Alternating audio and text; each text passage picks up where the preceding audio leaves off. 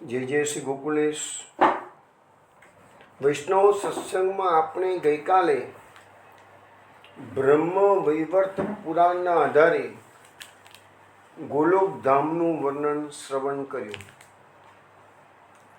ભગવાને આ પૃથ્વી પર પાપનો ભાર વધી ગયો એટલે ભગવાને અવતાર લેવાનું નક્કી કર્યું. એ બાબતમાં આપણે ભાગવત, ગર્ગ સંહિતા, બ્રહ્મ વૈવર્ત પુરાણ આ બધાના આધારે આપણે જોયું કે ભગવાનનું પ્રાકટ્ય હવે પૃથ્વી પર યાદવ કુળમાં જન્મ લેવાના છે. આપણે કુંતી સ્તુતિના ઘણા શ્લોકો જોયા હતા. એમાં એક શ્લોકમાં આવ્યું હતું કે ભક્તિ યોગ વિધાનાર્થમ, ભગવાનનું પૃથ્વી પર પ્રાકટ્ય અનેક કારણો છે. ધર્મ સંસ્થાપનાય સંભવામી યુગે યુગે, એ બધા કારણો તો ગીતાજીમાં છે, ભાગવતમાં છે, અનેક કારણો ભગવાને આપેલા છે. પરંતુ જે મુખ્ય પ્રયોજન છે એ ભક્તિ યોગ વિધાનાર્થ, ભક્તિ યોગનું સ્થાપન કરવું છે. કળિયુગના જીવોને આ કૃષ્ણ કથાનો ચસ્કો લાગે એટલે એ કૃષ્ણનું પ્રાકટ્ય થયું અને મધુરી લીલાઓ ભગવાને પ્રકટ કરી છે. એટલે મુખ્ય કારણ ભક્તોમાં ભક્તિભાવનું સ્થાપન કરવાનો મુખ્ય એમનો આશય છે અને ભક્તોનું દુઃખ દૂર કરવું છે.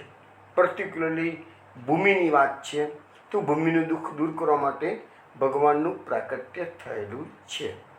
દેવકી માતાનું દુઃખ દૂર કરવાનું છે, બ્રજવાસીઓનું દુઃખ દૂર કરવાનું છે. બધી વાતો આપણે થઈ ગયેલી છે. હવે આપણે આગળ વધીએ છીએ કે ભગવાને બધા દેવોને આજ્ઞા કરી દીધી કે તમે લોકો બધા બ્રજમાં જાઓ અને જન્મ ધારણ કરી લો.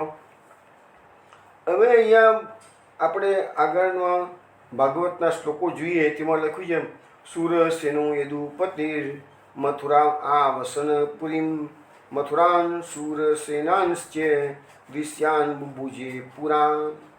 આ શ્લોકમાં એમ કહેવા માગે છે કે પહેલાંના સમયમાં યદુઓના અધિપતિ સુરસેન, આ સુરસેન કોણ છે તો વસુદેવજીના પિતાનું નામ છે. તો સુરસેને મથુરા નગરીમાં રહી અને મથુરા પ્રદેશ અને સુરસેન દેશ પર રાજ કરતા હતા. હવે આપણે ભગવાનનું એક નામ સૌરી, આપણે બધા જાણીએ છીએ કે ભગવાનનું એક નામ સૌરી છે. સૌરી શા માટે કીધું છે તો સુરસેનના વંશમાં જે જન્મ્યા એ બધા સૌરી. એટલે એવું નહીં માનવાનું કે ખાલી શ્રી કૃષ્ણનું જ નામ સૌરી છે. વસુદેવ માટે પણ સૌરીનો પ્રયોગ થાય, બલરામજી માટે પણ સૌરીનો પ્રયોગ થાય.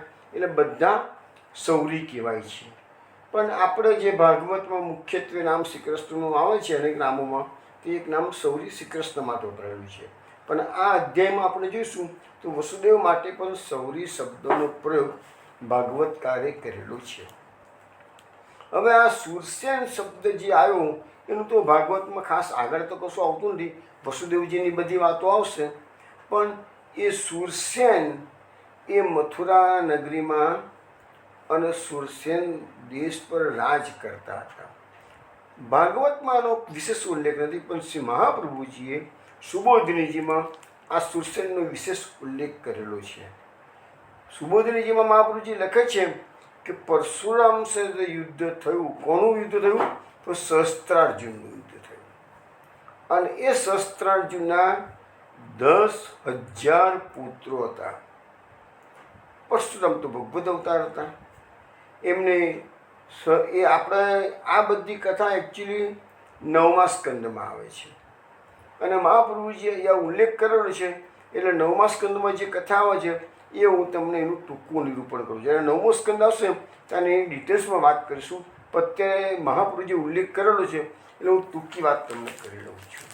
મહાપ્રભુજી સુબોધનીજીમાં લખે છે કે પરશુરામ સાથેના યુદ્ધ પછી સહસ્ત્રાર્જુનના જે 10,000 પુત્રો હતા એમાંથી ખાલી 5 પુત્રો બચ્યા હતા. અને 5 પુત્રોમાં બીજા નંબરનો જે પુત્ર હતો એનું નામ હતું સુરસેન. સૌથી મોટો જે પુત્ર હતો 5 બચેલામાં એનું નામ હતું જયધ્વજ. એ જયધ્વજને સહસ્ત્રાર્જુને પોતાની જે મહિષ્મતી નગરી હતી એનું રાજ આપેલું.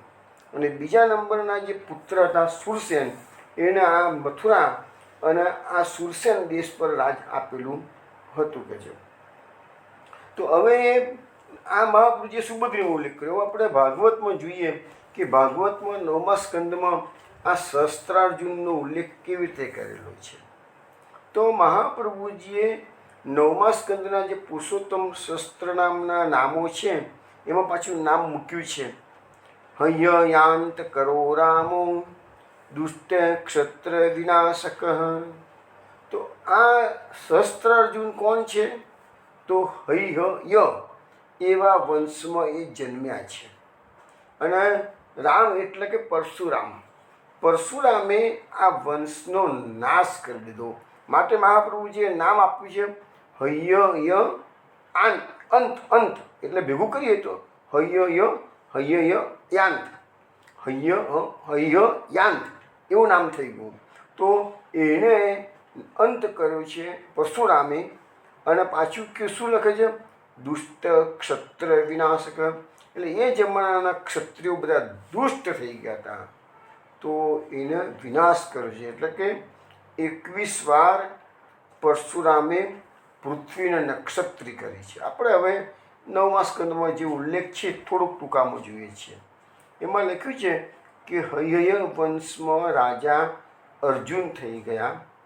હવે નારાયણના અંશાવતાર દત્તાત્રેયજીને એના ઈષ્ટદેવ, એ અર્જુનના ઈષ્ટદેવ કોણ હતા? તો દત્તાત્રેય. તો નારાયણ દત્તાત્રેય પાછા ભગવાનના અવતાર છે, અંશાવતાર છે.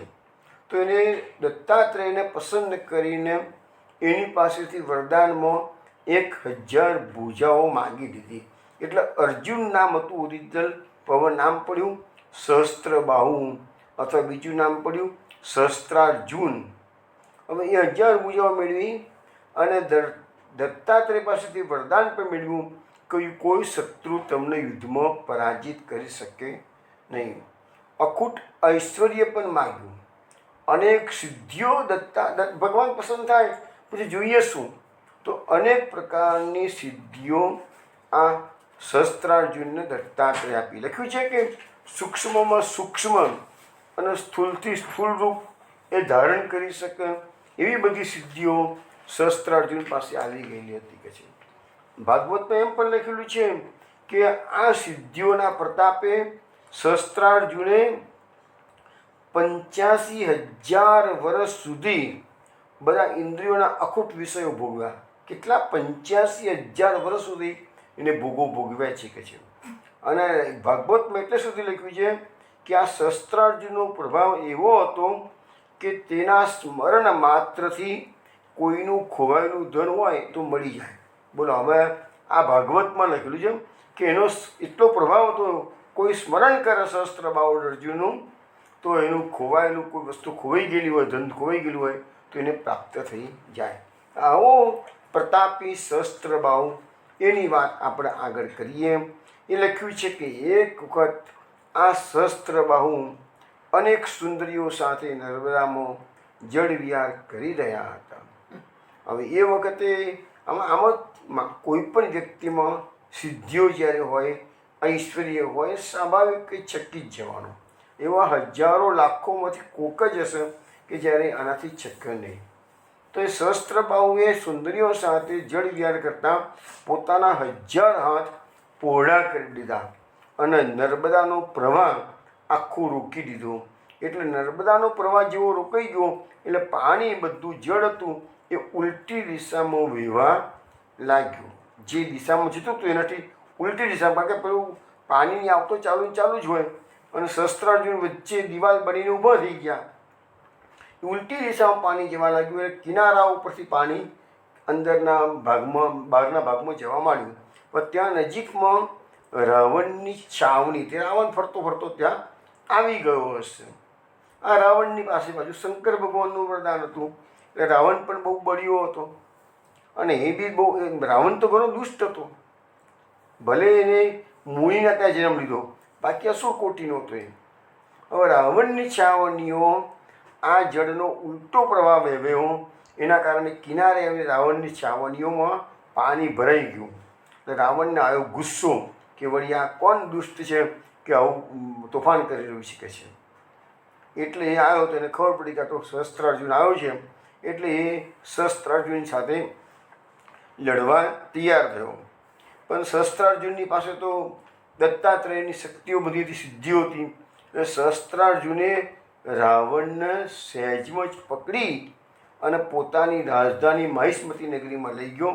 અને લખ્યું છે ભાગવતમાં કે વાંદરાની જેમ એને કેદ કરીને પૂરી દીધો. વાંદરાની શબ્દો વાપરે છે, વાંદરાની જેવો, કપી એવો શબ્દ વાપરેલો છે. અને પછી રાવણના દાદા, રાવણના પિતાશ્રી નામ વિશ્વામુનિ. આપણે પ્રશ્નોત્તરીમાં થોડા વખત પહેલાં જ, એકાદ અઠવાડિયા પહેલાં જ પ્રશ્ન આવ્યો તો રાવણ કુંભકર્ણના પિતા માતાનું નામ.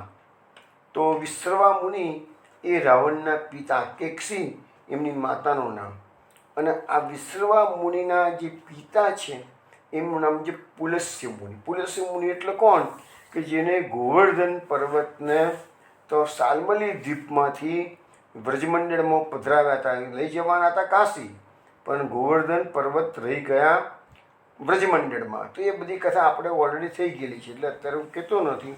પણ આ પુલસ્ય મુનિ, એ પુલસ્ય મુનિ એ રાવણના દાદા થાય. તો પુલસ્ય મુનિ પછી અહીંયા સહસ્ત્રાર્જુન પાસે આવ્યા છે અને કીધું કે મારા દીકરાના તે કેદ કર્યો તો છોડી દે.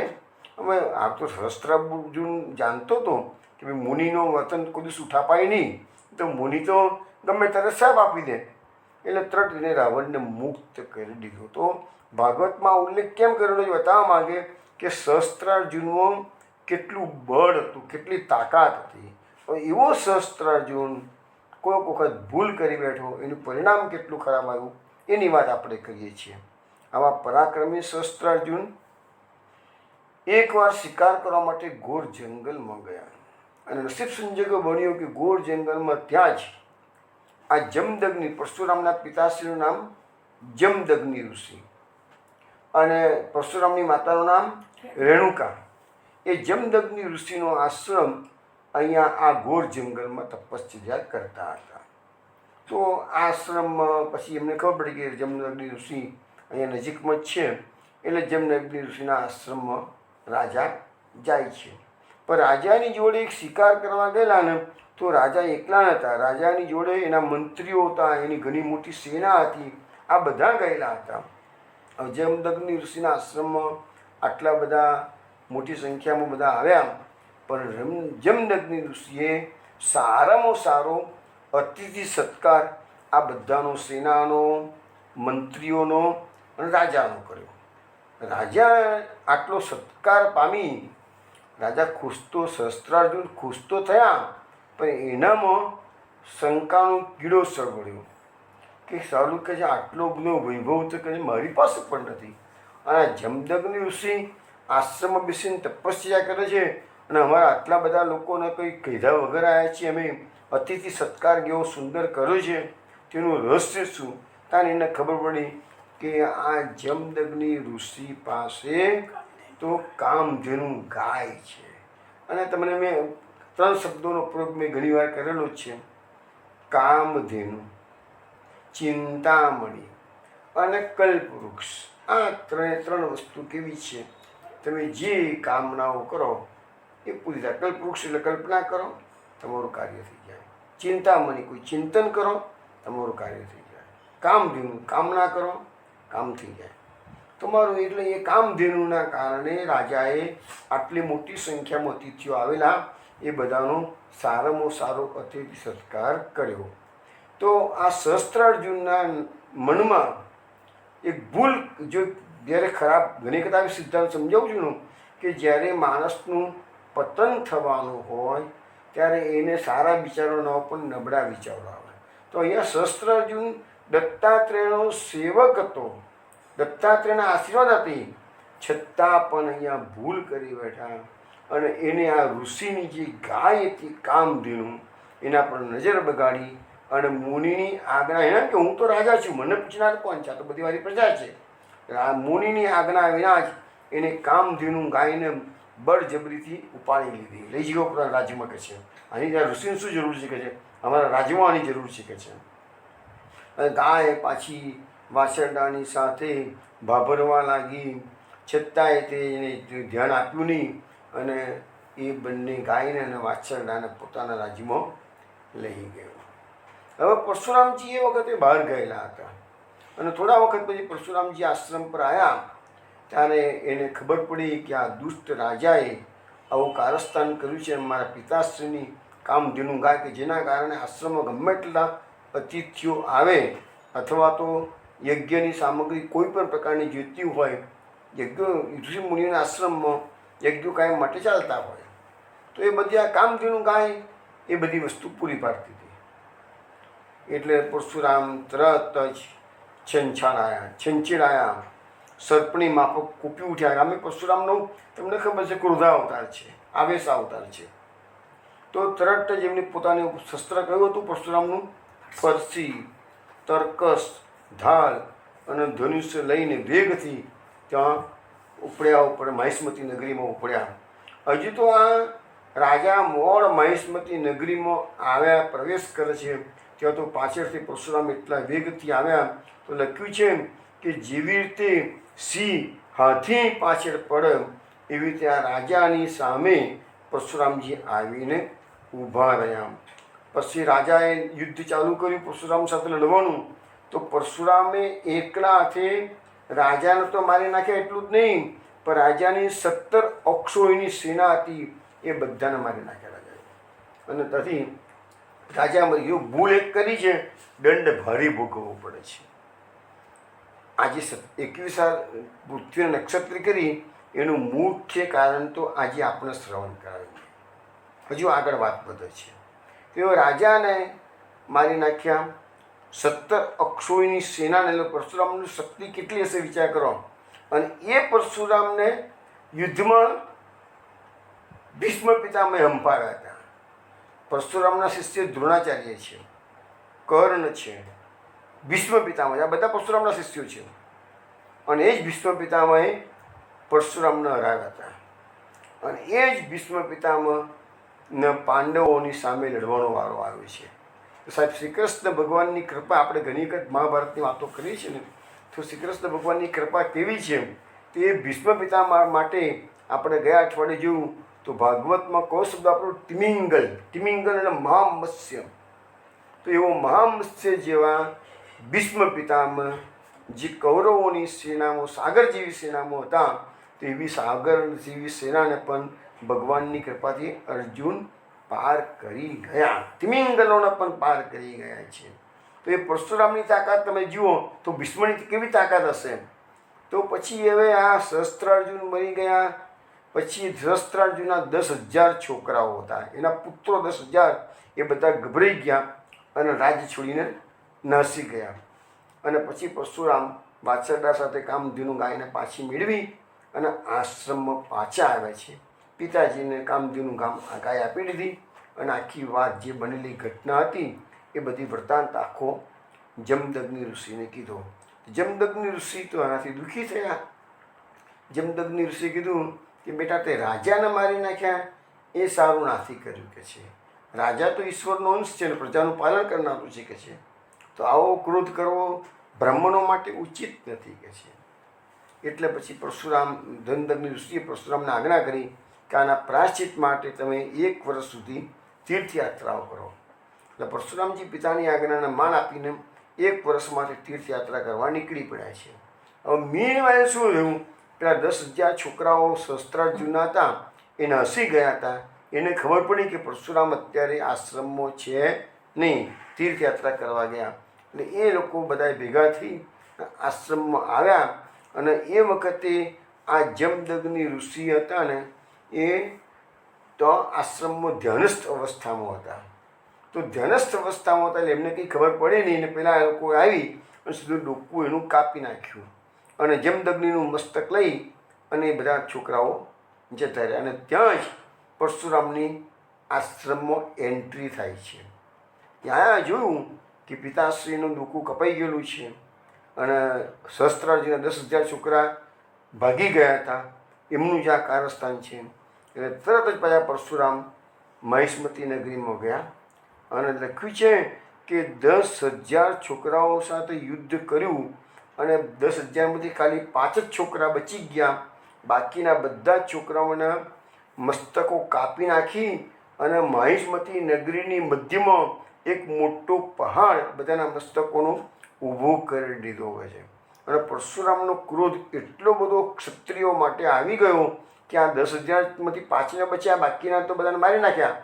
પણ એટલું જ નહીં, પછી એને પૃથ્વી પર જેટલા ક્ષત્રિયો છે ને એ બધાને વીણી વીણીને સાફ કરવા મળ્યા. ક્ષત્રિયો જોઈએ જ નહીં કે છે. તો એવી રીતે લખ્યું છે કે બધા ક્ષત્રિયોને ખબર પડી ગઈ કે પરશુરામ બધાને મારી નાખવા માટે આવી રહ્યા છે. એટલે ગામે ગામથી અને દેશે દેશમાંથી બધા ક્ષત્રિયો કુરુક્ષેત્ર તરફ પ્રયાણ કરવા મળે. કારણ કે કુરુક્ષેત્રમાં જેનું મૃત્યુ થાય એને મોક્ષ મળે. કારણ કે કુરુ રાજાએ તો તપસ્યા કરી દીધી. આજે પણ કુરુક્ષેત્ર હરિયાણામાં આવેલું છે. તો એ કુરુક્ષેત્રની અંદર અસંખ્ય રાજાઓ ભારતભરના બધા ભેગા થયા છે અને પરશુરામે એકલા હાથે બધા રાજાઓનો વધ કરેલો છે.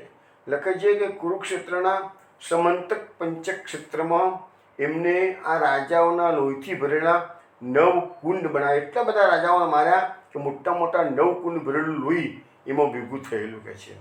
અને પરશુરામજીએ પછી પેલા છોકરાઓને મારેલા હતા 10,000માંથી 5ના સિવાયના, એનું પિતાજીનું મસ્તક ત્યાંથી લઈ આવ્યા અને પોતાના પિતાના ધડ સાથે મસ્તક જોડી દીધું અને યજ્ઞો દ્વારા સર્વદેવમય આત્મ સ્વરૂપ ભગવાનનું યજન કર્યું. એટલે ભગવાન પોતાના પિતાને જીવતા કરી દીધા અને પછી યજ્ઞ કર્યો. હવે લખ્યું છે કે મહર્ષિ જમદગ્નિને સ્મૃતિરૂપી સંકલ્પમય શરીરની આનાથી પ્રાપ્તિ થઈ. અને હવે આ જમદગ્નિ ઋષિ તરત જ જે સપ્તર્ષિઓની વાત આપણે કરીએ છીએ એ સપ્તર્ષિઓના મંડળમાં 7મા ઋષિ તરીકે જમદગ્નિ ઋષિને સ્થાન મળ્યું છે. હવે ભગવાન પરશુરામ તો તમે જાણો છો ભગવદ અવતાર તો છે જ, પણ 7 ચિરંજીવીઓમાં પરશુરામનું નામ છે. તો ભાગવતમાં લખ્યું છે કે હવે પછીનો જે આ તમને કહ્યું મેં કે ચિરંજીવી એટલે શું? એક મન્વંતર સુધીનું જ એનું આયુષ્ય છે. એક મન્વંતર સુધી એ બધા જીવતા રહે. જે અશ્વત્થામા છે, કૃપાચાર્ય છે, બલિ છે, વ્યાસ છે, 7 છે ચિરંજીવીઓ. હનુમાન છે, બલિ, વિભીષણ છે. એ 7 ચિરંજીવીઓમાં મન્વંતર અત્યારે 7મું ચાલે છે. લખ્યું છે ભાગવતમાં કે 7મા મન્વંતર પછી 8મો મન્વંતર આવશે તાના આ પરશુરામ છે ને એ સપ્તર્ષિઓના મંડળમાં સ્થાન પામશે. એટલે પરશુરામ જે છે ને એ ઋષિ બનશે અને વેદોનો જે અત્યારે વ્યાસજી વેદોનો વિસ્તાર કરે છે એવો આવતા મન્વંતરમાં વેદોનો વિસ્તાર આ પરશુરામજી કરશે. અને આજે પણ પરશુરામ ચિરંજીવી બની અને મહેન્દ્ર પર્વત પર નિવાસ કરે છે. હવે એને ત્યાં સિદ્ધો, ગંધર્વો, ચારણો કાયમ માટે ઉચ્ચ સ્વરે એમનું ગાન કરતાં કરતાં એમને પ્રશંસ કરે છે, સ્તુતિ કરે છે પરશુરામની. કારણ કે ભગવદ અવતાર છે. ભાગવતમાં એટલે સુધી લખ્યું છે કે જ્યારે કલિયુગનો અંત આવશે, કલ્કી ભગવાન પધારશે, તે વખતે કલ્કી ભગવાનને જે અસ્ત્ર વિદ્યા શીખવાડવાની આવશે એ પણ આ પરશુરામ જ અસ્ત્ર વિદ્યા શીખવાડશે. અને પછી કલ્કી ભગવાન જ્યારે અસુરોનો, દુષ્ટોનો સંહાર કરવા માટે ઘોડે નીકળશે તે વખતે જે ચિરંજીવીઓમાં બે જે પરશુરામ છે અને બીજું કૃપાચાર્ય છે એ બંનેની હેલ્પ લેશે. કે બંને ધનુર્વિદ્યામાં બંને પારંગત છે અને એ અમુક દેશોમાં કૃપાચાર્ય અને પરશુરામને મોકલશે. બાકીની જગ્યાએ કલ્કી ભગવાન પોતે જશે અને એ વખતે એમ લખે છે કે અડધો અડધ પ્રજાનો નાશ થશે અને અડધો અડધ પ્રજા ભગવાનની શરણે આવશે. જે ભગવાનની શરણે આવી ગયા એ બધા બચી જવાના, બાકી સામેથી આ બધા મરવાના, દુષ્ટોનો મરવાના છે અને પછી સતયુગની સ્થાપના થશે. એટલે એ વખતે આ પરશુરામજી હશે. તો આવી રીતે આપણે આ પરશુરામનું ચરિત્ર આખું આપણે જોયું. અને મુખ્ય વાત એટલા માટે હતી કે આ સહસ્ત્રાર્જુન જે છે એ સહસ્ત્રાર્જુનનો બીજા નંબરનો દીકરો એટલે કે શૂરસેન. તો અત્યારે આપણે મથુરાની વાત કરીએ છીએ. તો મથુરાની અંદર આ શૂરસેન રાજ કરતા હતા. હવે આગળ આપણે જોઈએ છીએ કે રાજધાની તત સાબુ સર્વયાદ ભુજામ મથુરા ભગવાન યત્ર નિત્યમ સન્નિહિતો હરિ. આ શ્લોકમાં એમ કે છે મથુરાનો મહિમા ગાવામાં આવ્યો છે. મથુરા કેવી નગરી છે? તો યત્ર નિત્યમ સન્નિહિતો હરિ, એટલે જ્યાં નિત્ય શ્રી હરિનો નિવાસ છે. મથુરા નગરીમાં નિત્ય શ્રી હરિનો નિવાસ છે અને એ યાદવોની રાજધાની થઈ.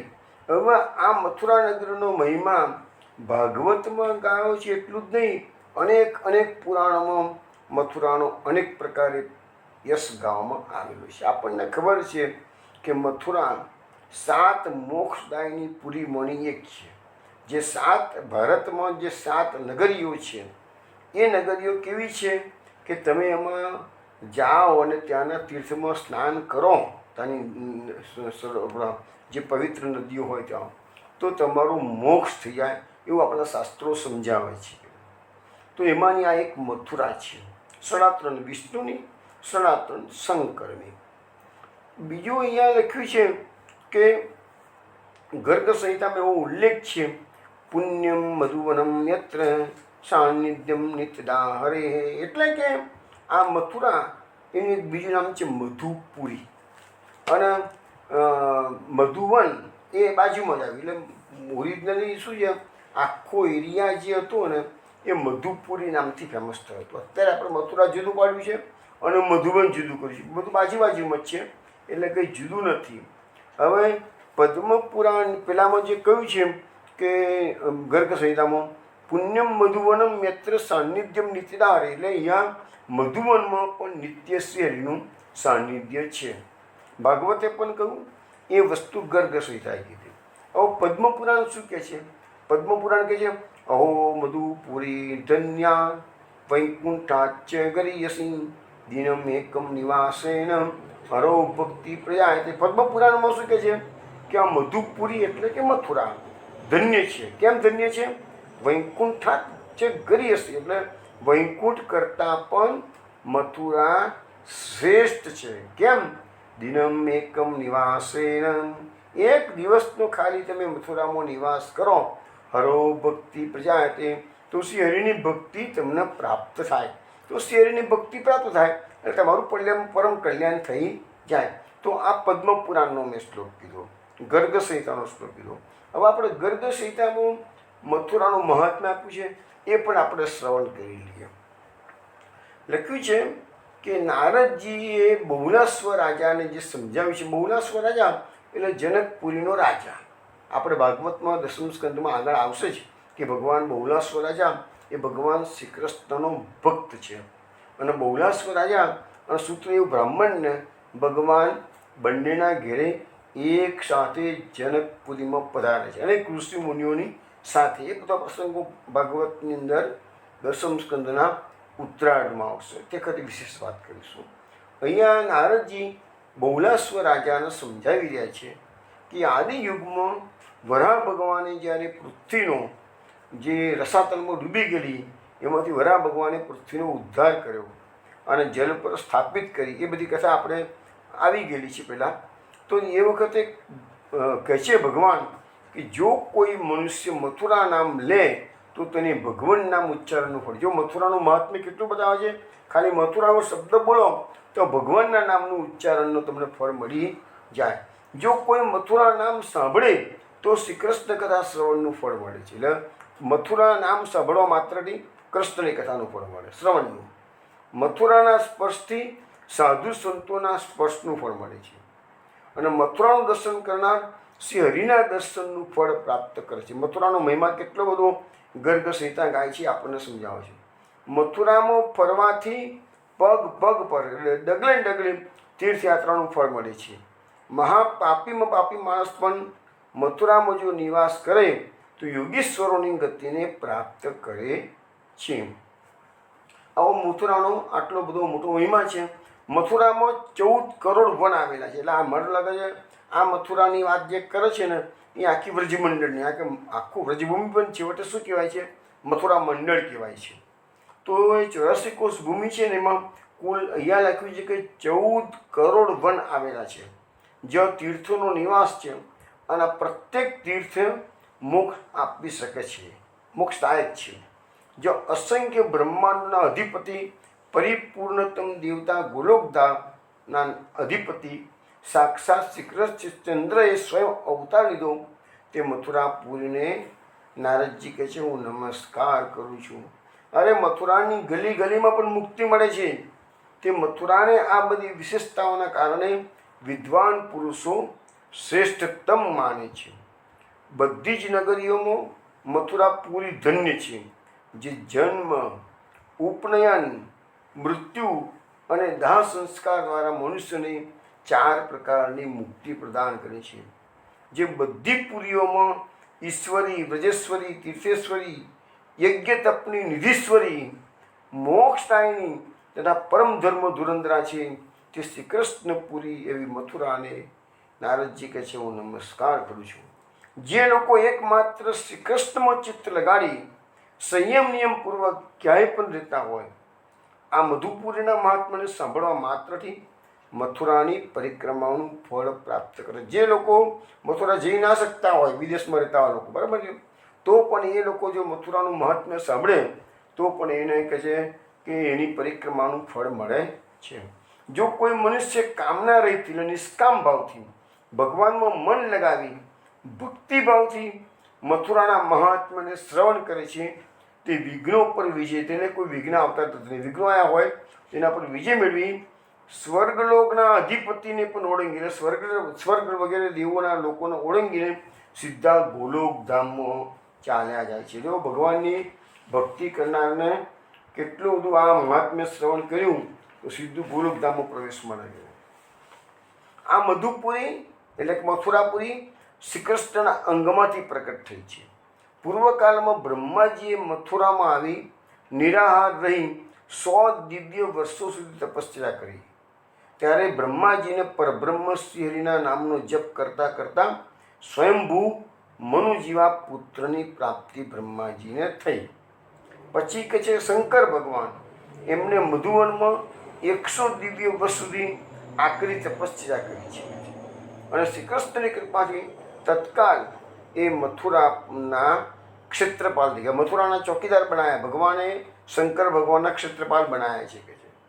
પછી શ્રી કૃષ્ણની કૃપાથી જ નારદજી કહે છે કે હું મથુરા મંડળનું ગુપ્તચર, ભગવાને નારદજીને ગુપ્તચરની ડ્યુટી આપી દીધી છે કે છે. મથુરામાં આવી દુર્ગા દેવી શ્રી કૃષ્ણની સેવા, જે મથુરાનું કેટલું, મથુરામાં બધા દેવો આવ્યા છે અને શ્રી કૃષ્ણની સેવા કરે છે દુર્ગા દેવી આવીને. ઇન્દ્રએ મથુરામાં તપ કરીને ઇન્દ્રપદ મળ્યું. સૂર્યએ મથુરામાં આવી તપ કરીને વૈવસ્વત મનુ જેવો પુત્ર, જે અત્યારે વૈવસ્વત મનુવંત ચાલે જેની વાત છે. કુબેરે મથુરામાં આવી તપ કરીને અક્ષય નિધિ પ્રાપ્ત કરી. વરુણે તપ કરીને પાસ પ્રાપ્ત કર્યું. અને ધ્રુવજીએ મધુવનમાં તપસ્યા કરીને અક્ષય એવો ધ્રુવલોક પ્રાપ્ત કર્યો. અહીં તપસ્યા કરીને અંબરીશ રાજાએ પણ મોક્ષ પ્રાપ્ત કર્યો. શત્રુઘ્નએ લવણાસુર જેવા અસુરને માર્યો અહીંયા કહે છે. અહીંયા રાજા રઘુએ, એટલે રામચંદ્રજીના પૂર્વજ રાજા રઘુએ સિદ્ધિઓ મેળવી અને ચિત્રકેતુને અભિષ્ટ ફળની પ્રાપ્તિ આ મથુરામાંથી થયેલી છે. અહીં મધુવનમાં તપ કરીને બલિષ્ઠ બનેલા મહાસુર મધુએ મધુસૂદન ભગવાન સામે યુદ્ધભૂમિમાં જઈને યુદ્ધ કર્યું. એટલે જે આ મૂળ મધુવન એ મધુ રાક્ષસની જગ્યા હતી. એટલે ભગવાને એને માર્યો એટલે નામ પડ્યું મધુસૂદન. પણ એ મધુ રાક્ષસ હતો ને એટલે એના નામ પરથી એને મધુવન કે મધુપુરી કહેવામાં આવેલું છે. અને આ જે મધુ રાક્ષસ હતો ને એનો જ છોકરો આ લવણાસુર, જે લવણાસુરને શત્રુઘ્નએ માર્યું હતું. પછી લખે છે કે સપ્તર્ષિઓએ મથુરામાં તપસ્યા કરીને યુગ સિદ્ધિ પ્રાપ્ત કરી. ગોકર્ણ નામના વૈશ્યએ તપ કરીને મહાનિધિ મેળવી. આ મધુવનમાં રાવણે તપસ્યા કરીને સ્વર્ગના દેવો પર વિજય મેળવ્યો. રાક્ષસોને અધિકારી બનાવી લંકામાં પ્રતિષ્ઠિત થયા રાવણ અને મોટી શોભા પ્રાપ્ત કરી. આ સુંદર મધુવનમાં તપસ્યા કરી શાંતનુ મહારાજાએ, ભાગવત મહાભારતમાં આવે છે ને શાંતનુ રાજા, એમાં શાંતનુ રાજાએ એવો ભીષ્મ રૂપી પુત્રને પ્રાપ્ત કર્યો. ભીષ્મ જેવું પરાક્રમી પુત્ર પ્રાપ્ત કર્યો. પછી લખ્યું છે કે આ શંકર ભગવાનની વાત થઈ ગઈ છે. એ મથુરાના દ્વારપાલ છે અને પાપીઓને દંડ આપી ભક્તિ માટે મંત્રોનો ઉપદેશ કરે. જે પાપીઓ તો મથુરામાં આવ્યા હોય એને દંડ બી આપે છે અને એને શ્રી કૃષ્ણ ભક્તિ તરફ વાળી લે છે કે છે. લખ્યું છે કે મથુરાનું મહત્વ બતાવે છે આગળ કે મથુરામાં મૃત્યુ પામનાર લોકોને વિમાન દ્વારા લઈ જવા માટે શ્યામ અંગવાળા 4 ભુજાધારી શ્રી કૃષ્ણ પાર્ષદો આવતા જતા છે. મથુરામાં કોઈ પણ મરી ગયું હોય તો એને વિમાનમાં બધા વૈકુંઠમાં લઈ જાય છે કે છે ભગવાનના પાર્ષદો કે છે. એટલે આવતા ચાલીને ચાલતું જ હોય છે કે છે. એટલો બધો આપણા શાસ્ત્રોમાં મથુરાનો મહિમા બતાવવામાં આવેલો છે. હવે થોડોક મહિમા નારદ પુરાણમાં બતાવ્યો છે, એ પણ તમને શ્રવણ કરો. આપણે હમણાં મહિમા શ્રવણ કર્યો એ ગર્ગ સંહિતાનો કર્યો. હવે નારદ પુરાણનો મથુરામાં સાક્ષાત વિષ્ણુ ચતુર્વ્યુહ રૂપે બિરાજે છે, જે મથુરાવાસીઓને મોક્ષ પ્રદાન કરે. એટલે મથુરામાં રહેનારા બધાને વિષ્ણુ ભગવાન મોક્ષ આપે છે, એવું આપણને નારદ પુરાણ સમજાવે છે. પછી બીજું નારદ પુરાણ કહે છે કે સમસ્ત મથુરા મંડળના અધિપતિ ભગવાન કેશવ છે, જે સંપૂર્ણ કલેશોનો નાશ કરે છે. પવિત્ર મથુરા મંડળમાં જેમણે ભગવાન કેશવના દર્શન નથી કર્યા તેમનો જન્મ વ્યર્થ છે. એટલે મથુરામાં કેશવ દેવનું મંદિર છે જ, જે આ મોગલ લોકોએ તોડી નાખ્યું હતું, એ તમને બધી ખબર છે. તો એ કેશવ દેવ મથુરાના મુખ્ય દેવ છે. હવે અહીંયા જે નામ આપ્યું છે કે મથુરા મંડળના અધિપતિ ભગવાન કેશવ અને જે સંપૂર્ણ કલેશોનો નાશ કરે છે, તો આ જે નારદ પુરાણનો શ્લોક છે એના ઉપરથી જ મહાપ્રભુજીએ પરબ્રહ્મા અવતરણ કેશવ ક્લેશનાશન એ જે નામો મૂક્યા ને, મહાપ્રભુજી પુરુષોત્તમ સહસ્ત્રનામ દસમ સ્કંદના પહેલી જ લીટી છે, એમાં કેશવ અને કલેશનાશન એ બે જે નામો મહાપ્રભુજી પ્રકટ કરે છે એ આપને ખ્યાલ આવશે જ કે આ નારદ પુરાણમાં સેમ વસ્તુ બતાવવામાં આવેલી છે. એટલે મહાપ્રભુજીએ ઘણી વસ્તુ પુરાણોમાંથી લીધી છે ને, એટલે આપણે તમને સમય સમય બતાવતો જ જઈશ કે કયા કયા. ગઈકાલે આપણે નામ આવ્યું હતું કોટિ સૂર્ય સમપ્રભ, એ કયું નામ આવ્યું હતું? બ્રહ્મ વૈવર્ત પુરાણનું નામ આવ્યું હતું. તો ભગવાનનું એ જે નામ છે એ મહાપ્રભુજીએ ચતુર્થ સ્કંદમાં પહેલી લીટીમાં મૂકી દીધું છે. વિસર્ગ કરતા સર્વેશ કોટિ સૂર્ય સમપ્રભ, કરોડો સૂર્યના જેવી પ્રભાવવાળા ભગવાન છે. તો આ બધા આપણે મથુરાનું મહાત્મ્ય શ્રવણ કરી દીધું છે. હવે ભાગવતમાં પણ મથુરાનું કીધું છે, મથુરા ભગવાન એત્ર નિત્યમ સન્નિહિતો હરિ, નિત્યમ સન્નિહિતો ભગવાનનું સાનિધ્ય મથુરામાં કાયમ માટે છે. હવે મહાપ્રભુજી સુભદ્રીજીમાં લખે છે કે સુરસેન મથુરામાં રહેવા લાગ્યા ત્યારથી કંસ સુધીના જે રાજાઓ હતા એ બધા પોતાની શક્તિથી રાજા થયા. અને લખ્યું છે કે અગાડી બધા રાજાઓ સુખીથી રાજ કરતા હતા. મથુરાને રાજધાની બનાવી દીધેલી હતી. રાજ્ય લક્ષ્મી નિત્ય બિરાજે છે અને એનું મુખ્ય કારણ એ છે કે અહીંયા ભગવાન શ્રી હરિ નિત્ય બિરાજે છે.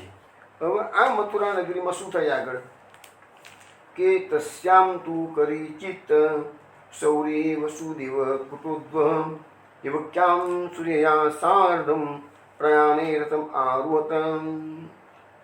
એ મથુરામાં કોઈ એક સમય હવે જો અહીંયા વસુદેવ માટે સૌરી શબ્દનો પ્રયોગ આપણે રાજપંચાયતીમાં આવે છે ને, તાસામાં વિભૂત સૌરી સ્મયમાન મુખાંબુજ, એ સૌરી કોના માટે વપરાય? શ્રી કૃષ્ણ માટે વપરાયું. અહીંયા સૌરી શબ્દ વાપરે છે વસુદેવજી માટે. સુરસેનના વંશમાં જે જન્મ્યા બધા સૌરી કહેવાય.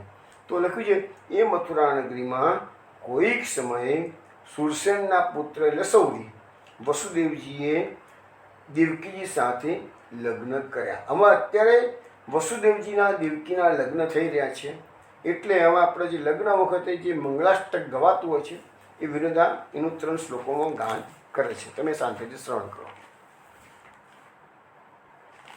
જન્માદ્યસ્ય યતોન્વયાદિતરતશ્ચાર્થેષ્વભિઘ્નઃ સ્વરાટ તેને બ્રહ્મરુદાય આદિકવયે મુહ્યન્તિ યત સૂરયઃ તેજો વારિમૃદામ યથા વિનિમયો यत्र त्रिसर्गो वृषा धाम्ना स्वेन सदा निरस्तकुहकं सत्यं परं धीमहि कस्तूरी तिलकं ललाटपटले वक्षस्थले कौस्तुभं नासाग्रे वरमौक्तिकं करतले वेणुकरे कङ्कणं सर्वाङ्गे हरिचन्दनं सुललितं कण्ठे च मुक्तावली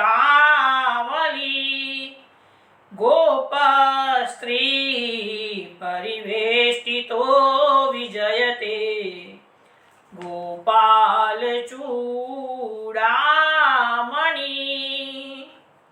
यं ब्रह्मा वरुणेन्द्ररुद्रमरुतः स्तुनवन्ति दिव्यैस्तवैर्वेदैः साङ्गपदक्रमोपनिषदैर्गायन्ति यं सामगाः ध्यानावस्थिततद्गतेन मनसा पश्यन्ति यं योगिनो यस्यान्तं न विदुः सुरासुरगणा देवाय तस्मै नमः। कुर्यात् सदा मङ्गलं शुभलग्न सावधान शुभकन्या पधराવો સાવધાન। અહીંયા મથુરામાં વસુદેવ દેવકીના લગ્ન થયા। હવે વસુદેવ દેવકી રથમાં બિરાજમાન થયા છે, પોતાના ઘર તરફ જાન લઈને વિદાય થઈ રહ્યા છે। હવે જો ભગવાનની લીલા કેવી છે, આશ્ચર્યજનક બનાવો બને છે બધા। ઉગ્રસેન સુત કંસ સ્વસુ પ્રિય ચિકિત્સયા રશ્મિ નયાનામ જિગ્રહ રોપમે રથ સતય વૃત। એટલે કે લગ્ન કર્યા પછી વરવધુ જઈ રહ્યા છે, બહેનનું સન્માન કરવાની ઈચ્છા તે ઉગ્રસેનનો પુત્ર કંસ સોનાના સેંકડો રથો છે, જાનમાં બધા સોના રથો આવ્યા છે અને સેંકડો રથો છે, એની વચ્ચે વસુદેવજીનો રથ છે। ત્યાં કંસને એટલો બધો ઉત્સાહ આવી ગયો કે વસુદેવજીનો રથ કોઈ સારથી નહીં, પોતે જ ઘોડાની લગામમાં હાથમાં લઈ અને વસુદેવજીને વિદાય કરી રહ્યો છે। જો કંસનો અત્યારે ઉત્સાહ કેટલો છે, પણ ભગવાન રંગમાં ભંગ પાડે છે। લખ્યું છે કે કંસે તો વસુદેવજીનું સન્માન કરવા અત્યારે એમને રાજા બનાવ્યા અને પોતે એમનો સારથી બની ગયો। એટલે સારથી એટલે એને વસુદેવજીનું દાસત્વ સ્વીકારી લીધું અને આવું દેવકીજીને આ કંસે ઘણું માન આપ્યું છે। કેમ તો આ દેવકીજી એક કંસની નાની બેન એને બહુ લાડકોળમાં ઉછીને મોટી કરી। લખ્યું છે કે દેવકીજીના કોઈ પણ પ્રકારના મનોરથ હોય તો કંસ એને બધું લાવી આપતો હતો અને કંસ દેવકીજીને હંમેશા પસંદ રાખતો હતો, એટલી બધી લાડકી આ દેવકીજી હતા। તો હવે આ દેવકીને વિદાય કરી રહ્યા છે બધા। તો દેવકીના પિતા દેવક ઉગ્રસેનના ભાઈ છે। તો લખ્યું છે કે પુત્રી પર ખૂબ પ્રેમ હોવાથી દેવકે પોતાની પુત્રી દેવકીને સુવર્ણની માળાઓથી શણગારેલા 400 દહેજમાં, હવે દહેજમાં શું આપે છે એનું વર્ણન છે। તો સુવર્ણની માળાઓથી શણગારેલા 400 હાથી આપ્યા, 15,000 ઘોડા આપ્યા, 1800 રથ આપ્યા અને 200 દાસીઓ, પાછી દાસીઓ કેવી પાલખીઓ સાથે આપેલી છે। દાસીઓને પણ ચાલવાની, દાસીઓને પાલખીમાં જવાનું કે છે। તો આટલું બધું દહેજ દેવક રાજા દેવકીના લગ્નમાં આપે છે। કેટલો આનંદ મંગલનો પ્રસંગ છે। હવે શું છે કે શંખ તુર્ય મૃદંગાણી ને દુર્દુંદુભય સમમ પ્રાણ પ્રક્રમે તાવદ વરવધ્વૌ સુમંગલમ। વરવધુ વિદાય થઈ રહ્યા છે, નવ દંપતીનું કલ્યાણ થાય એટલા માટે શંખ તુરી મૃદંગ દુદુંબીઓ એક સાથે વાગવા લાગ્યા। બધા અનેક પ્રકારના વાજિંત્રો અત્યારે વાગી રહ્યો છે, મંગલ ધ્વનિ થઈ રહ્યો છે, બહુ સુંદર પ્રસંગ ઉજવાઈ રહ્યો છે।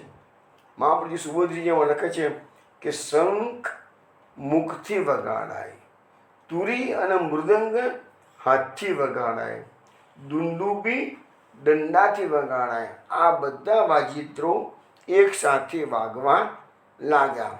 આ વાજિત્રો વરવધુના મંગલ પ્રાણને નિમિત્તે વાગવા લાગ્યા અને એમના કલ્યાણના હેતુથી વાગવા લાગ્યા. આ વાજિત્રોના વાગવાથી એવું લાગે છે કે અત્યારે વરવધુના પ્રસ્થાન માટે મંગળ મુહૂર્ત છે અને એનું પરિણામ ઉત્તમ આવશે. સુબોધનીજીમાં મહાપ્રભુ જેવું લખે છે કે પરિણામ ઉત્તમ આવશે. આજે આપણને આશ્ચર્ય લાગે મહાપ્રભુજી એવું કેમ લખ્યું હશે, પણ ભલે દેવકીને કેદમાં કર્યા પણ અલ્ટિમેટલી પરિણામ તો ઉત્તમ જ આવ્યું ને. અત્યારે કૃષ્ણનું પ્રાકટ્ય તો થવાનું જ છે ને. એટલે અલ્ટિમેટલી તો જે પ્રસંગ અત્યારે શુભમાંથી અશુભ થયો, પણ અશુભ પ્રસંગ પણ ભવિષ્યની શુભ ઘટના માટે જ અશુભ બનાવ બનેલો છે. આગળ આપણને સમજાવવામાં આવે છે, પતિ પ્રગૃણમ કંસમ આભાસ્ય આ શરીરવાક અસ્ત્યાસ્ત્વમ અસ્તમો ગર્ભો હંતામ્યામ નયસે બુધ. હવે અશ્વની લગામ પકડી છે કંસે અને ત્યાં તો આકાશવાણીએ કહ્યું, અરે મૂર્ખ કંસ, જે તું લઈ જાય છે એ આ દેવકીનો 8મો ગર્ભ તારી હત્યા કરશે. અસ્યાસ્ત્વમ અસ્તમો ગર્ભો, અસ્તમો ગર્ભ શબ્દ વાપર્યો છે. હંતામ્યામ નયસે બુધ, તું જેને લઈ જાય છે એ જ દેવકીનો ગર્ભ, અષ્ટમો ગર્ભ, 8મો ગર્ભ તને મારશે કે છે. હવે કંસનું આખું માઇન્ડ બદલાઈ ગયું છે. ત્યાં સુધી ખૂબ માનપાન આપતો લાડકોડમાં છે બેનથી, એવી બેનને હવે ભાગવતમાં લખ્યું છે, ઇતિયુક્ત સખલ પાપો ભોજાનામ કુલ પાંસનમ ભગિની મંતુ આરબ્ધ્યમ ખડગ પાણી કચ્ચે ગ્રહી. એટલે કે આકાશવાણી જેવી કંસે સાંભળી તો આ ભોજવંશ છે. આપણે ભોજરાજ એક વાર વચમાં પ્રસોત્તરી આવી ગયો છે ભોજરાજ, એટલે ભોજરાજ એટલે કંસ. એ ભોજરાજ કોણ છે? તો પાપી છે, કલંક, કુળના કલંકરૂપ છે એવું ભાગવતમાં લખ્યું છે. કુલ પાંસન, પાપો એવા શબ્દો વાપરે છે. એ કંસે મેનને મારવા માટે હાથમાં તલવાર તલવાર લીધી છે અને બીજા હાથે દેવકીજીનો ચોટલો પકડ્યો. જે વાતાવરણ એકદમ મંગલમય આનંદમય વાતાવરણ હતું, એક આકાશવાણીનો એક ખાલી થોડુંક વાક્ય બોલી ગયા એમાં તો આખું વાતાવરણ પલટાઈ ગયું છે. હવે ભાગવત મહાપ્રભુજી સુબોધનીમાં લખે છે, કંસે પોતાની બેનની હત્યા જેવું મોટું પાપ કેમ કરી શકશે એવી શંકાના નિવારણ માટે પાપી શબ્દ મૂક્યો છે. પાપી હોય ને પાપની દર હોય જ નહીં ને. સદા પાપ કરીને પાપાત્મા પાપરૂપ બની ગયો હતો. એટલે આવું મોટું પાપ કરવામાં એવા લોકોને શાસ્ત્રની મર્યાદા નડતી નથી. આજે કોઈ પણ માણસ હોય જે લોકો શાસ્ત્ર માનતા ના હોય એની મર્યાદાને કેથી ગણવાના હતા, અને ગમે તો આ કુકર્મો કરે છે અને જ્યારે ભોગવવાનું આવે ત્યારે બધાને ખબર, તે વખતે ખબર નથી પડતી કે મારા કયા કુકર્મનું ફળ હું ભોગવી રહ્યો છું. એ દુરાત્મા દુષ્ટ હતો એટલે લોકોમાં એને કોઈ રોકી શકે એમ હતું નહીં. વળી એના ભાઈ કુટુંબીજનો પણ એને રોકે તેમ હતા નહીં. એ બતાવવા કંસના ભોજ કુળને કલંકરૂપ હતો એવું કહેલું છે. ભોજ વંશમાં ઉત્પન્ન થયેલો કુળનો કલંક હતો, કુળમાં કલંક લગાડવા જેવું તેનું સ્વરૂપ હતું. તેથી બેનની હત્યાથી પોતાના કુળને કલંક લાગશે એવા દરથી પણ એ દેવકીની હત્યાથી અટકે તેવો ન હતો. કંસ તો બેનને મારવા કાળ નિમિત્તથી તમને ખબર છે કે કંસ એક કાળનેમીને ભગવાન વિષ્ણુએ માર્યો. પછી કાળનેમીનો જે બીજો જન્મ છે એ જ આ કંસ. તો બહેનની હત્યા કરવા તૈયાર થયો એટલે દેવકી નાસી ન જાય માટે એને જોરથી દેવકીજીનો ચોટલો પકડી લીધો. હવે જ્યારે કંસે દેવકીજીની હત્યા કરવા માટે આમ પકડી લીધી ત્યારે વસુદેવજીએ શું કર્યું? તો કહે છે વસુદેવજી પણ શૂરવીર હતા, પણ કોઈ તેમને મદદ કરનાર ન હોવાથી અત્યારે વસુદેવજી અસહાય હતા. તેમાં વળી પાછા વસુદેવજી કંસની શક્તિ જાણતા હતા. વળી આકાશવાણીએ અત્યારે કંસને ઉશ્કેરેલું છે. એટલે હવે વસુદેવજી પાસે એક જ રસ્તો રહ્યો કે કંસને કોઈ પણ પ્રકારે શાંત કરવા. હવે આ કંસ નિંદા કરવા યોગ્ય કર્મ કરવા તૈયાર, જે કંસનું જે કાર્ય છે અત્યારે એ નિંદાના લાયક છે, પણ એ નિર્દય થઈ ગયો છે, નિર્લજ્જ થઈ ગયો છે. એટલે મહાભાગ્યશાળી વસુદેવજી કંસને શાંત કરવા માટે પોતે કહેવા લાગ્યા. મહાપ્રભુજી કહે છે કે કંસને કોઈ પણ પ્રકારે શાંત કરી અને દેવકીજીને છોડાવવા જોઈએ. વસુદેવજી એમ કરવા શક્તિશાળી હતા, કેમ કે તે મહાભાગ્ય, અહીંયા શબ્દ વાપરે છે મહાભાગ, વસુદેવજી માટે શબ્દ મહાભાગ, એટલે મહાભાગ્યશાળી હતા. કારણ કે વસુદેવજીના જન્મ સમયે દેવોએ નગારાના દુંદુભીઓ વગાડ્યા હતા, માટે વસુદેવજીનું એક નામ છે આનક દુંદુભી. હવે જન્મ થયો છે વસુદેવજીનો, પણ દેવોને ખબર છે કે વસુદેવજીનો જન્મ થયો એટલે ટૂંક સમયમાં કૃષ્ણનું પ્રાકટ્ય થશે, કારણ કે વસુદેવજીના ઘરે જ કૃષ્ણનું પ્રાકટ્ય થવાનું છે. એટલે દેવોએ આકાશમાં આવી અને પોતાનો ઉત્સાહ પ્રદર્શિત કરવા માટે નગારા વગાડ્યા છે, દુંદુભીઓ વગાડી છે, એટલે નામ પડ્યું વસુદેવજીને એક આનક દુંદુભી. હવે વસુદેવજી બુદ્ધિમાન પણ હતા, સુરવીર હતા, મહાભાગ્યવાન હતા. એ વસુદેવજી આકાશવાણીના શબ્દો વસુદેવજી પણ સાંભળ્યા હતા. વસુદેવે નિશ્ચય કરી લીધો કે જ્યારે દેવકીનો 8મો ગર્ભ કંસને મારવાનો છે એવું આકાશવાણીએ કહ્યું છે, આકાશવાણી ક્યારે ખોટું કોઈ કહે નહીં, તો પછી દેવકીજીને કંસ મારવાનો છે જ કેવી રીતે? દેવકીજી જીવતી હશે તો જ 8મો ગર્ભ કંસના મારશે ને કે છે. એટલે વસુદેવજીએ પોતાની રીતે પૂરેપૂરો પ્રયત્ન કર્યો છે કંસને સમજાવવા માટેનો, પણ એમને ખબર હતી કે મારી સમજાવટથી કંસ માની જશે જ, એટલે એમને 100% વિશ્વાસ હતો. પરંતુ અહીંયા જે આકાશવાણી માટે જે શબ્દ વાપરેલો છે એ અશરીરવાક, સંસ્કૃતમાં જે શબ્દ વાપરેલા છે અશરીરવાક, વાક એટલે વાણી, અને અશરીર એટલે આપણા શરીરમાંથી નીકળેલી વાણી નહીં, પણ અશરીર, શરીર વગરની વાણી, એટલે કે આકાશવાણી. આકાશમાં ક્યાં શરીર છે કોઈ? એટલે ત્યાંથી આ સમાન આવ્યા. હવે વસુદેવજી કંસને સમજાવવાનો પ્રયત્ન કરે છે કે તું આ તારી નાની બેન છે એને મારીશ નહીં.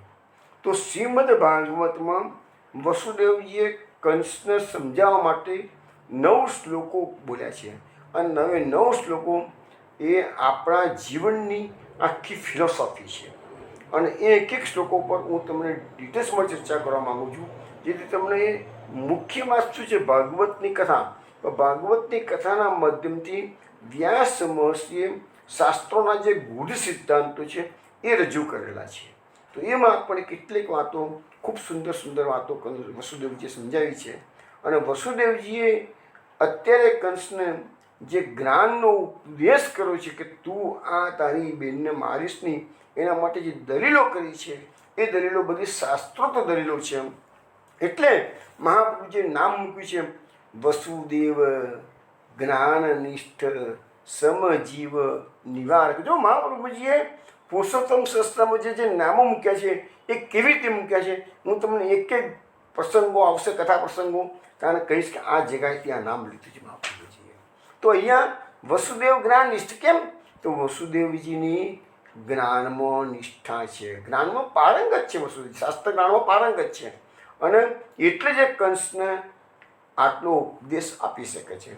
અને સમજીવ નિવારક, ભગવાનના જે 6 ભાઈઓ છે એને બચાવવા માટે કંસ વસુદેવજીએ એના ઉપદેશ, ભલે બચાવી નથી શક્યા એ વાત જુદી છે, પણ કમસે કમ દેવકીજીને તો બચાવી દીધા ને એમને. વસુદેવજીએ પોતાના ઉપદેશ દેવકીજીને, અને 9 શ્લોકોમાં ઉપદેશ કર્યા પછી પણ કંસ દેવકીજીને મારવા તૈયાર જ હતો. ઉપદેશની પણ અસર કંસ પર થઈ નથી. ત્યારના પછી 10મા શ્લોકમાં છેલ્લું શસ્ત્ર વસુદેવજી ફેંકે છે, એ એમ કહી દે છે કે તને તો દેવકી તો મારવાની નથી, તને મારવાની જે એનો 8મો ગર્ભ કહે છે. તો એવું હોય તો એક કામ કર, તું દેવકીજીને છોડી દે છે, હું તને દેવકીજીનો 8મો ગર્ભ તને આપી દઈશ, તું એને મારી નાખજે, બસ તારો કાળ તો એ દેવકીનો 8મો ગર્ભ છે ને કહે છે. એમ કરીને 10મા શ્લોકમાં એને એ બાણ ફેંક્યું છે, એ શસ્ત્ર ફેંક્યું છે, તો એ પેલો ખચકાય છે. એટલે કે સારું એક કામ કરીને કહે છે હું તને બધા પુત્રો આપી દઈશ, અવરોધ દેવકીને તો છોડી દે.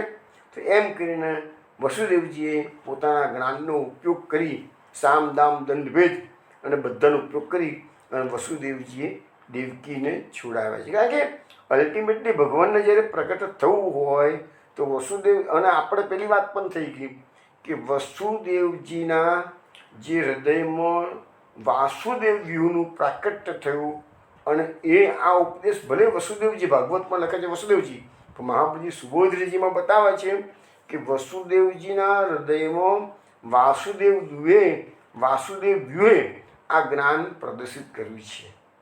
અને એટલે કંસને ખબર નથી, કંસને તો એમ લાગે છે કે આ વસુદેવજી બોલે છે. હકીકતમાં બોલે છે કોણ? વસુદેવજીના હૃદયમાં વિરાજમાન વાસુદેવ ભગવાન સ્વયં બોલે છે કે ભાઈ આને તું છોડી દે, અને એટલે કંસ અટકી ગયેલો છે.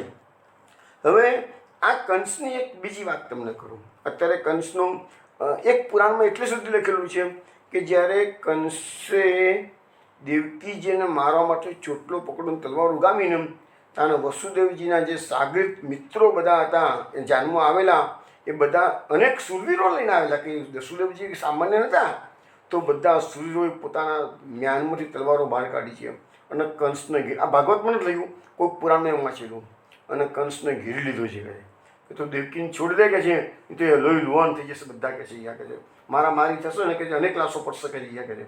અરે કંસ, હવે આમ તો કંસ ગભરાયો હતો નહીં, ભાગવતમાં લખ્યું છે, પણ છતાં એ પુરાણમાં એવું લખ્યું છે કંસ તરત સમજી ગયું કે અત્યારે સમય સૂચકતા વાપરીને એક પોતે છોડી દેવા દે પછી હવું થશે શકે છે.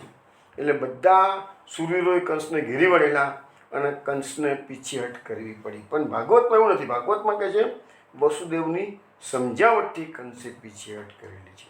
એ કંસ કેટલો બળવાન હતો એનો એક પુરાણમાં ઉલ્લેખ છે કે એક વખત જરાસંઘ દિગ્વિજય કરવા માટે નીકળેલો હતો.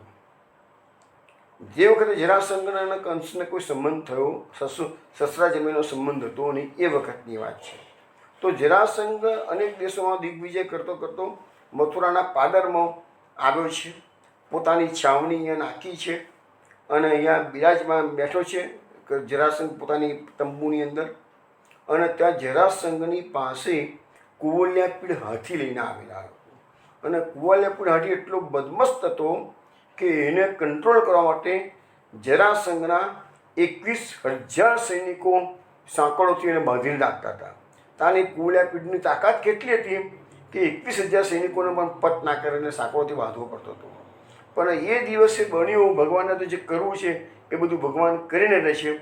તે દાડે જરાસંઘની છાવણીમાંથી આ કુવલ્યાપીડ હાથી છટક્યો અને પેલા 21,000 સૈનિકો એની પાછળ પડ્યા.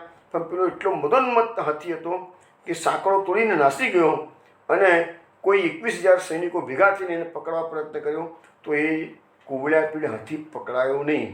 હવે એ હાથી છાવણીમાંથી નીકળી અને સીધો એને મથુરાના નગરમાં પ્રવેશ કર્યો. મથુરાના રાજમાર્ગ પરથી હાથી પસાર થઈ રહ્યો છે, હુઆ થઈ ગઈ.